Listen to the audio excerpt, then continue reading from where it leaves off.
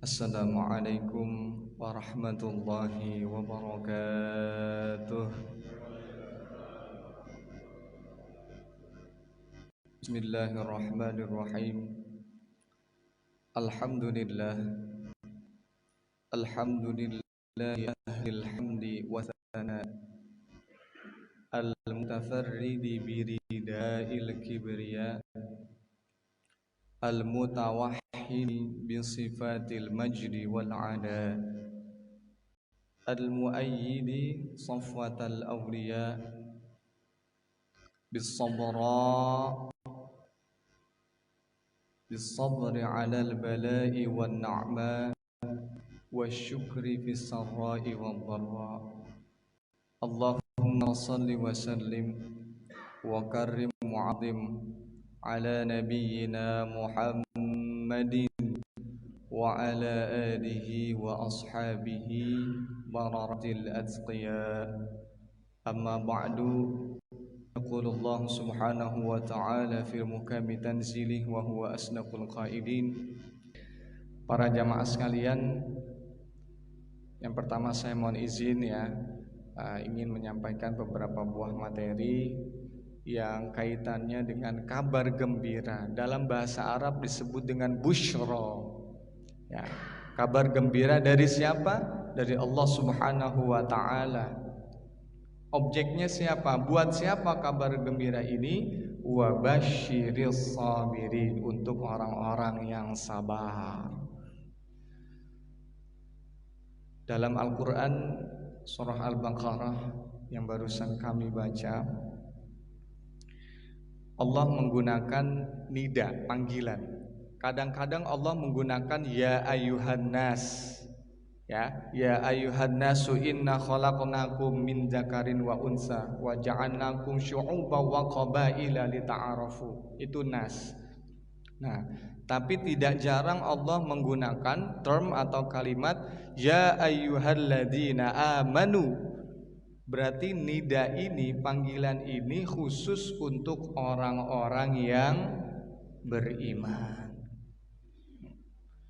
Banyak ya ayyuhalladzina amanu kutiba alaikumusiyam, ya ayyuhalladzina amanu qu anfusakum wa ahlikum nara, dan lain sebagainya.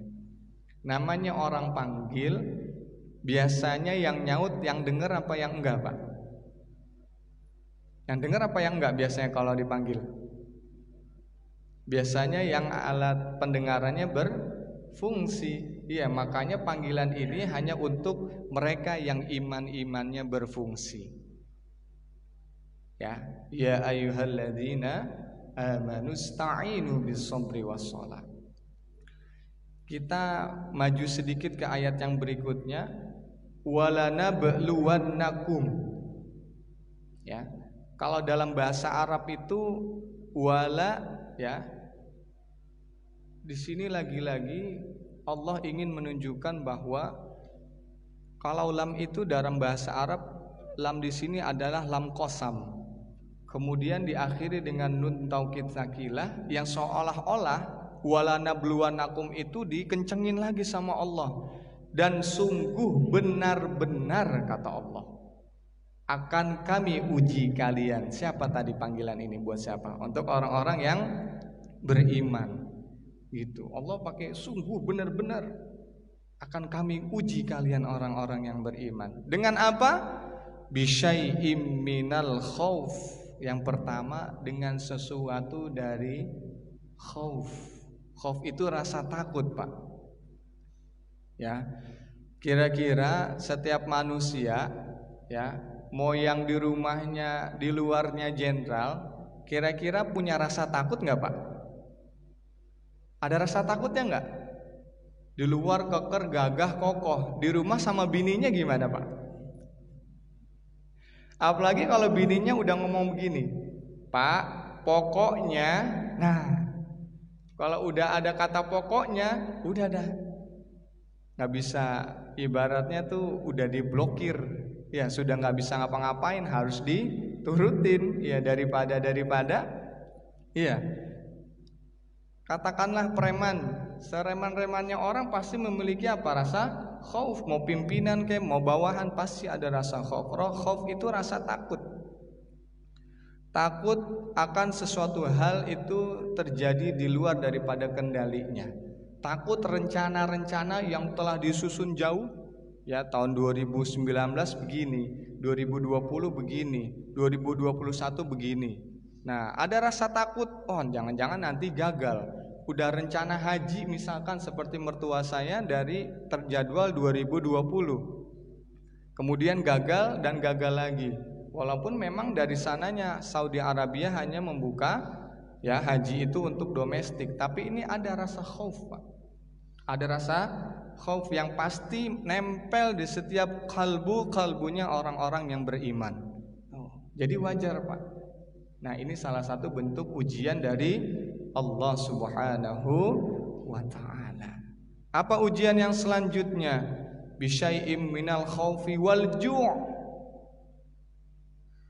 Allah akan menguji orang-orang yang beriman dengan ju'. Ju' itu rasa lapar. Ya, makanya setiap orang yang mukmin dikatakan kutiba alaikumus siyam, tuh nidanya untuk orang-orang yang beriman. Mau kaya, mau miskin, mau pejabat, mau rakyat biasa, mau orang melarat maupun konglomerat, semuanya pasti pernah merasakan yang namanya lapar. Makanya alhamdulillah beruntung ada puasa, ya Pak. Jadi kita bisa merasakan apa sih sebenarnya puasa tuh? Ya, merasakan juga rasa lapar, dahaga sebagaimana sahabat-sahabat kita, saudara-saudara kita sesama muslim yang lapar. Mungkin kita 30 hari doang, bisa jadi yang lain berhari-hari. Itu apalagi saudara-saudara kita di Palestina. Subhanallah, kita doain mudah-mudahan Allah kasih kekuatan, amin. Nah, ujian Allah Subhanahu wa taala melalui melalui lapar ini ya, seperti yang kemarin kita lakukan puasa itu bukan sekedar mindahin jam makan. Mungkin biasanya kita sarapan jam berapa, Pak? Di sini ada nasi uduk nggak sih? Ada ya?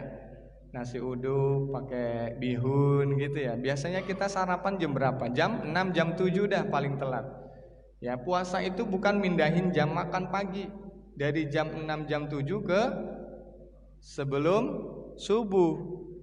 Bukan juga memundurkan jam makan siang yang biasanya jam 1, jam 2 mundur jadi sore. Gitu. Kata Nabi, khamsun yuftirnas shaim, ada 5 perkara ya yang bisa menghilangkan pahala puasa. Kata Nabi, emang puasa bukan lapar aus doang. Apa 5 perkara diantaranya adalah ghibah. Jadi puasa bukan hanya menahan lapar dan dahaga, tapi juga menahan hal-hal yang lain yang buruk, terutama ghibah. Ada pertanyaan, Pak Ustaz, saya kan dengerin doang orang ghibah, saya nggak ngomongin apa-apa. Apa kata Nabi, Pak? Al-mustami'in ahadul muqtabin. Al-mustami' ahadul muqtabin. Ya, orang yang cuma dengerin ghibah sekalipun, kata Nabi, ahadul muqtabin, termasuk salah satu di antara 2 orang yang melakukan ghibah. Saya ingat betul, Pak. Dalam Ihya itu dikatakan begini.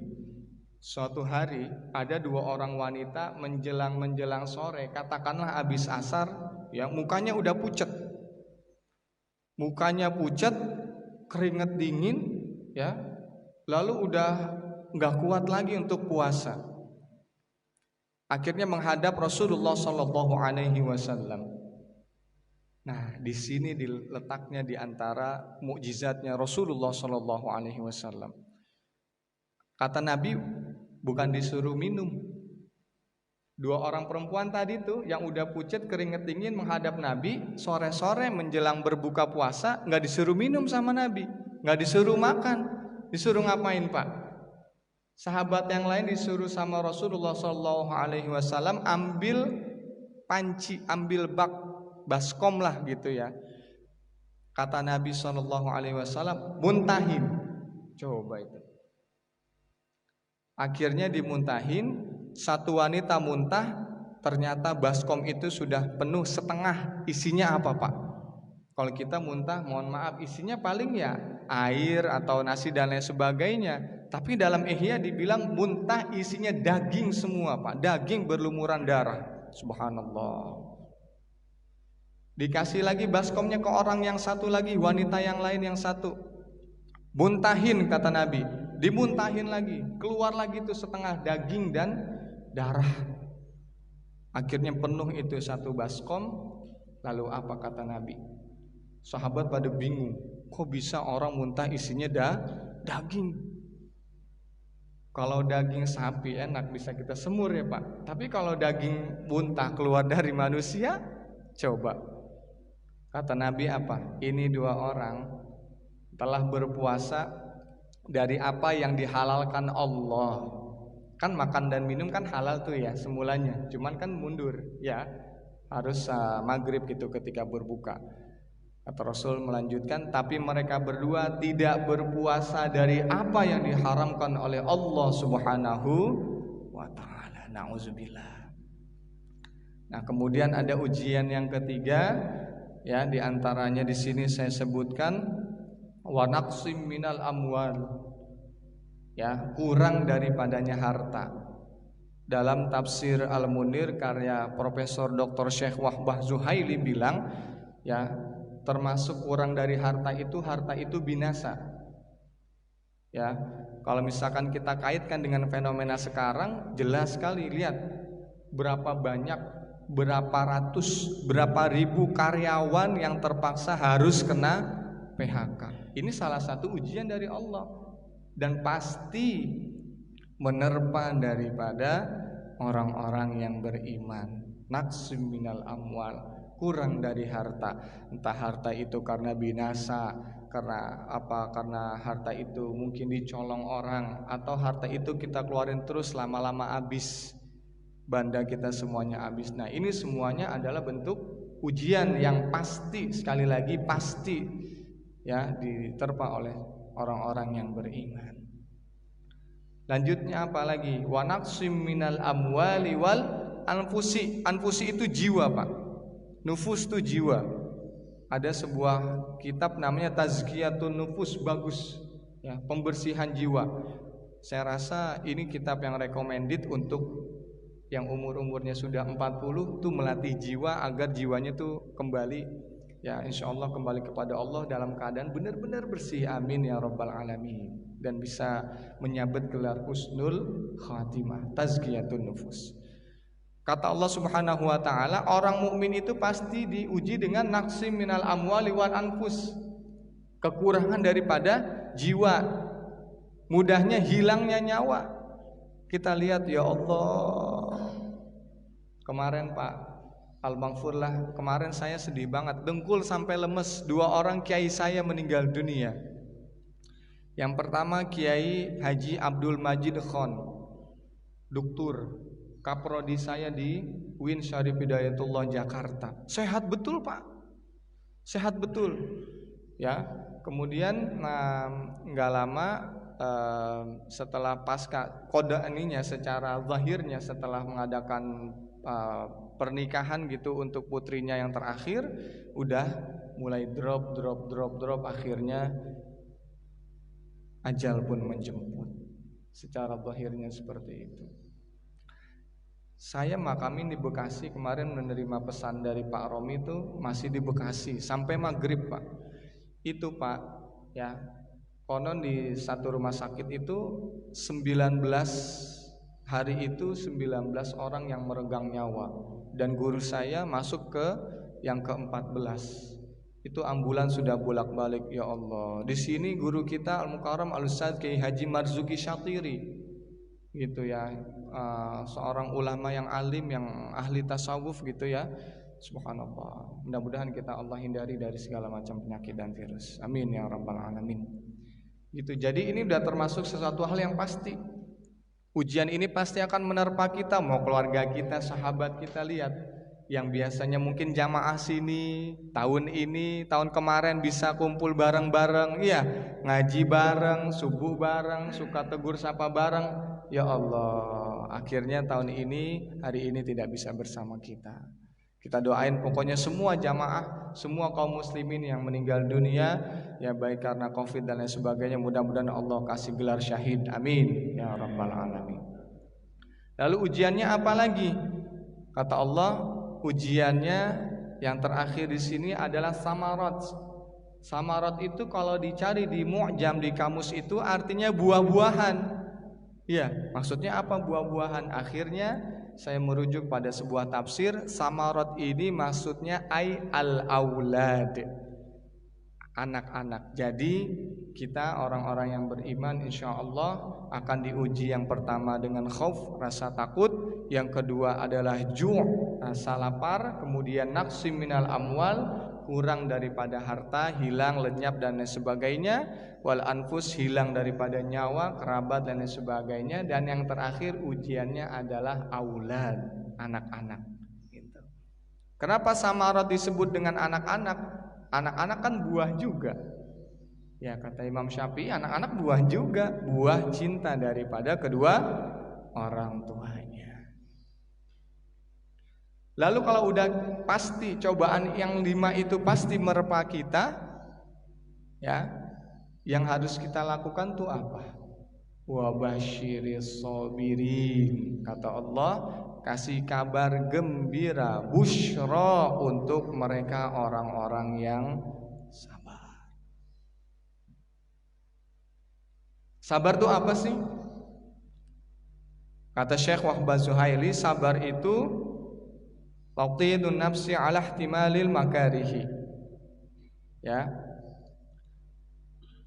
Dirinya itu tidak bergejolak ya terhadap segala macam resiko-resiko atau segala macam kesulitan-kesulitan. Dirinya itu tetap tenang, tidak bergejolak terhadap apapun yang terjadi. Itu namanya sabar. Gitu ya. Kata Nabi, as-sabru 'inda sadmatil ula. Sabar itu ketika hentakan, tabrakan yang pertama. Maksudnya apa? Sabar itu yang paling utama adalah sabar yang terjadi ketika balak-balak tadi itu baru saja menghampiri kita. Makanya nyambung banget ini ayat satu ayat. Iya. Apa lanjutannya? Wa basyiris sabirin alladzina idza asabathum musibah qalu inna lillahi wa inna ilaihi raji'un. Yang ketika musibah menghampirinya, yang dia katakan bukan aduh. Ketika musibah menerpa dia, yang dikatakan coba gue nggak lewat jalan sini, nggak bakalan tabrakan dah. Ketika musibah menghampiri, yang pertama kali dilakukan bukan update status. Sekarang kan orang gitu. Ada kecelakaan, yang pertama kali dilakukan apa Pak? Foto-foto dulu, sharing dulu di grup RT, di grup keluarga, hati-hati. Padahal menurut Al-Quran, kalau yang pertama kali kita ucapkan adalah inna lillahi wa inna ilaihi raji'un. Kalau sudah kita tahan terhadap ujian yang tadi, lalu kita sabar, lalu kita bilang inna lillahi wa inna ilaihi raji'un, yang sebenarnya ini bukan pedoman untuk yang meninggal. Iya, hum itu untuk orang yang hidup. Benar nggak sih Pak? Innalillahi wa inna ilaihi raji'un itu sebenarnya pesan kita untuk mereka yang wafat atau pesan dari yang wafat untuk kita yang hidup? Coba. Kita sedang berbelasungkawa atau sebenarnya itu pesan dari orang yang meninggal dunia buat kita? Apa sih artinya innalillah? Sesungguhnya kita ini milik Allah. Dan kita semua akan kembali kepada Allah Subhanahu wa ta'ala. Ini pesan pedoman buat kita yang hidup. Satu ayat aja. Ya, kalau misalkan diamalkan insya Allah saya yakin korupsi itu nggak ada. Satu ayat ini aja. Kenapa? Dia yakin bahwasanya semuanya bakalan kembali pada Allah dan semuanya adalah punya Allah. Nggak usah banyak-banyak ayatnya Pak. Inna lillahi wa inna ilaihi raji'un. yang mungkin mau korupsi bansos dan lain sebagainya atau gimana gitu. Kalau mengamalkan ini innalillahi wa inna ilaihi rajiun sudah selesai. Gitu, ya. Kemudian kalau udah kita bilang itu, kita sabar gitu. Apa sih kabar gembira dari Allah? Ada di ayat berikutnya, Pak. Apa ayatnya? Ulaika alaihim shalawatum mir rabbihim. Mereka tuh yang tadi tuh, yang sabar, yang bilang innalillahi wa inna ilaihi rajiun, akan dapat kabar gembira dari Allah berupa shalawatum mir rabbihim. Nah, ini fungsinya belajar tafsir, Pak. Jadi kita nggak ngawur, ya loh kok Allah sholawat sama orang-orang yang sabar? Waduh, bisa kacau, Pak. Allah baca sholawat buat orang yang sabar.